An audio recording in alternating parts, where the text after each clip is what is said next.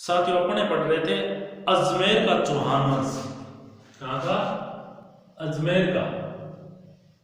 अजमेर का चौहान वंश। यहां के एक शासक थे पृथ्वीराज चौहान तृतीय। पृथ्वीराज चौहान तृतीय, इनको बोलते थे राय पिथौरा। ये शासक बने थे अजमेर के 1177 में। तब इनकी आयु थी मात्र 11 वर्ष।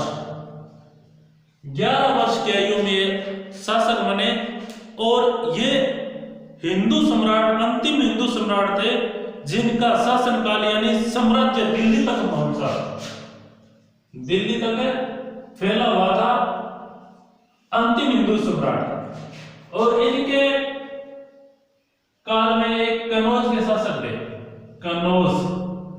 कनौज के शासक थे जयचंद गढ़वाल, जो इनके प्रतिद्वंदी थे, दुश्मन थे।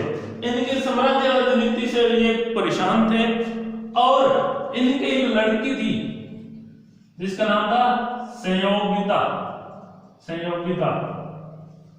लड़की थी संयोगिता और ये संयोगिता पृथ्वीराज से बहुत ज्यादा प्रेम करती थी। और इस बात का पता चला इनके पिताजी जयचंद ने इनको बोला कि आप मूर्ख हो गया, ये सबसे ज्यादा तगड़ा दुश्मन है मेरा पृथ्वीराज और तुम उसी से प्रेम करती हो और आपकी शादी आज होगी ना कल।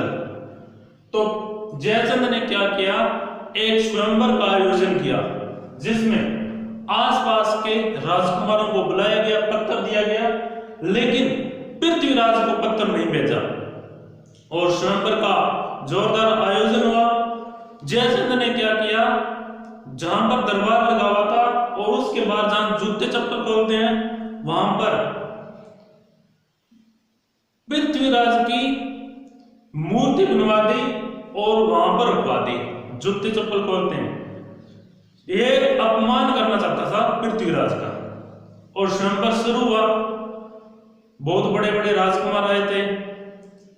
तो संयोगिता ने क्या किया, वो वरमाला जाके उस मूर्ति के पहना दी और इन्होंने पहले ही पत्र लेके दिया था पृथ्वीराज को कि आज ये प्रोग्राम होने वाला है। तो पृथ्वीराज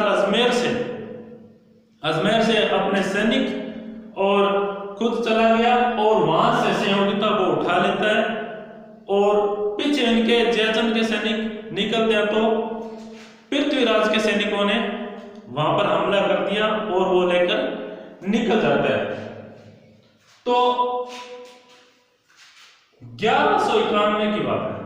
1191 में मोहम्मद गौरी भारत आता है और दिल्ली में शासन था पृथ्वीराज का। तो मोहम्मद गौरी 1191 में आता है और पृथ्वीराज के साथ में युद्ध होता है तराइन का प्रथम युद्ध होता है। तराइन कहां पर है? हरियाणा में।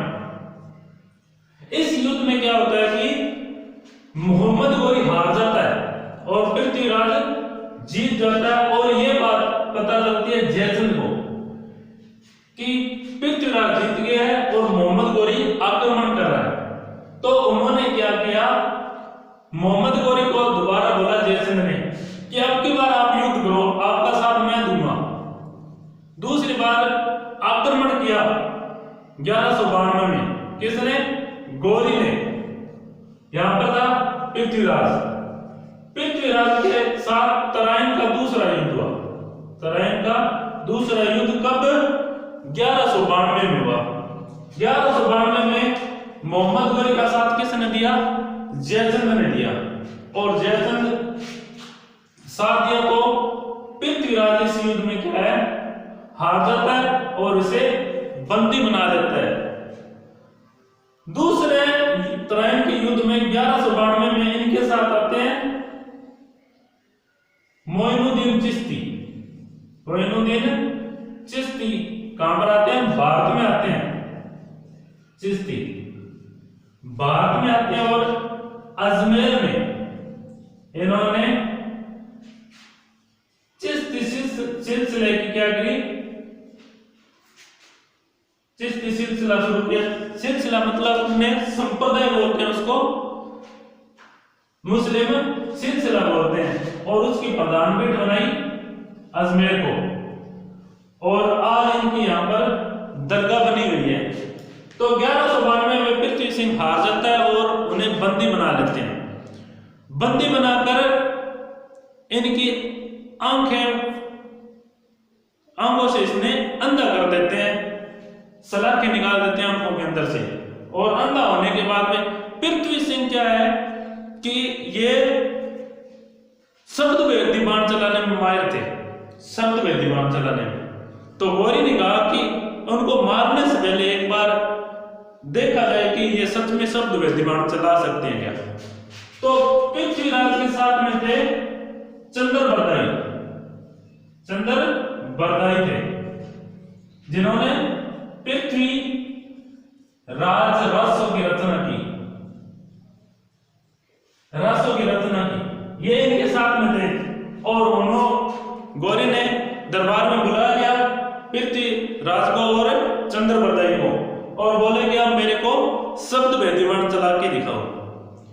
तो चंद्रबरदाई ने बोला पृथ्वीराज को, उनको हाथ में धनुष बाण दे दिए, और चंद्रबरदाई ने एक दोहा बोला कि 4 हाथ 24 गज, 4 हाथ 24 गज अंगुल अष्ट प्रमाण, ता ऊपर सुल्तान है मत चुको जुबान।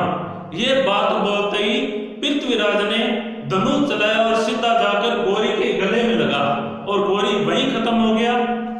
चंद्रबरदाई को पता था कि अब अपने को यातना देंगे, इससे पहले कि चंद्रबरदाई ने पृथ्वीराज के गले को काट दिया और खुद भी अपने आप को छुरी मार ली, और दोनों के दोनों वहां पर खत्म हो गए। ये थे पृथ्वीराज चौहान जो शब्द वेदी बाण के माहिर थे।